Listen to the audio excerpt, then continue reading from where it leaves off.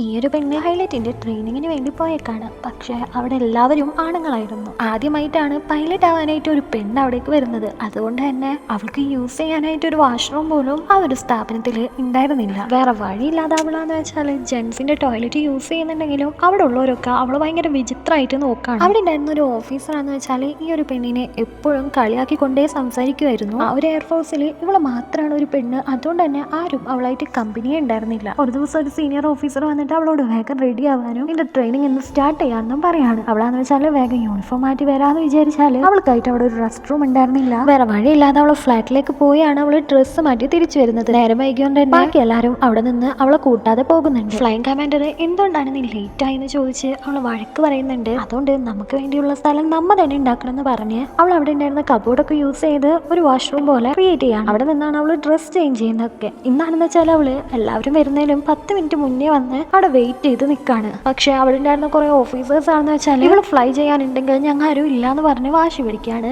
അതുകൊണ്ട് തന്നെ flying commander ഓരോ ന്യായങ്ങളെല്ലാം പറഞ്ഞ് ഇവളെ എല്ലാ ദിവസവും ഒഴിവാക്കാൻ നോക്കിക്കൊണ്ടിരിക്കുകയാണ്. അങ്ങനെ കുറച്ച് ദിവസങ്ങൾക്ക് ശേഷം ആരാണ് കൂടുതൽ ഫ്ലൈ ചെയ്തതെന്ന് ലെവല് നോക്കുന്നതിന്റെ ഇടയിൽ ശേഖർ എന്ന് പറഞ്ഞ ഒരു പയ്യൻ ഫസ്റ്റ് വരാണ്. എന്നാൽ ലാസ്റ്റ് ആയിട്ട് ഇവളാണ് വന്നത്. അതുകൊണ്ട് തന്നെ അവിടെ ഉണ്ടായിരുന്ന ഒരു ഹയർ ഓഫീസർ പറയാണ്, ഇനി ഈ ഒരു എയർഫോഴ്സിൽ നീ ഉണ്ടാവണോ വേണ്ടതെന്ന് ഞാൻ തീരുമാനിക്കും. ഇത്രയും എബിലിറ്റി ഇല്ലാത്ത ആൾക്കാരൊന്നും ഇവിടെ തുടരാനായിട്ട് അനുവദിക്കില്ല എന്ന് പറഞ്ഞ് ആ ഒരു ഹയർ ഓഫീസർ ഇവളുമായിട്ടൊരു ഫ്ലൈറ്റിൽ പോവാണ്. എനിക്ക് എബിലിറ്റി ഒന്നും ഇല്ലാന്ന് പറഞ്ഞ് അവള് ധിക്കാരം പറയുമ്പോൾ ഈ ഒരു ഹയർ ഓഫീസർ എന്നാ നീ തന്നെ എല്ലാം ഡീൽ ചെയ്യുന്ന പറഞ്ഞ് ആ ഒരു ഫ്ലൈറ്റ് അവൾക്കായിട്ട് വിട്ടുകൊടുക്കാണ്. അവളും നന്നായി തന്നെ പെർഫോം ചെയ്യുന്നുണ്ട്. ഒരു ലൈക്കിന്റെ അവിടെ ഉള്ള ഒരു ചെറിയ സ്പേസിൽ ആ ഒരു പ്ലെയിൻ ലാൻഡ് ചെയ്യാനായിട്ട് ആ ഒരു ഹയർ ഓഫീസർ പറയുമ്പോൾ അവളും കൃത്യമായിട്ട് തന്നെ ചെയ്യുന്നുണ്ട്. അതുകൊണ്ട് അവളുടെ കഴിവ് എന്താണെന്ന് ആ ഒരു ഓഫീസർക്ക് മനസ്സിലായി. ആ ഒരു ഓഫീസർ നന്നായി തന്നെ അവൾക്ക് ട്രെയിനിങ് കൊടുക്കുന്നുണ്ട്. പിന്നീട് ഏറ്റവും കൂടുതൽ ഫ്ലൈ ചെയ്ത് നല്ല പെർഫോമൻസ് കാഴ്ചവെച്ചത് ആരാണെന്ന് നോക്കുമ്പോൾ ഇവളുടെ പേരാണ് ഫസ്റ്റ് വരുന്നത്. ഇത് ഇഷ്ടപ്പെടാത്ത ഫ്ലൈ കമാൻഡർ ആണെന്ന് വെച്ചാൽ അവളെ വീണ്ടും വീണ്ടും കളിയാക്കിക്കൊണ്ടിരിക്കുകയാണ്. അവള് പ്രസംഗിച്ചുകൊണ്ടിരിക്കുന്നതിന്റെ ഇടയിൽ നിന്ന് അവളോട് നീ മിണ്ടണ്ടെന്നും പറഞ്ഞ് മാറ്റി നിർത്തി ശേഖരനെ കൊണ്ട് പറയിപ്പിക്കുകയാണ്.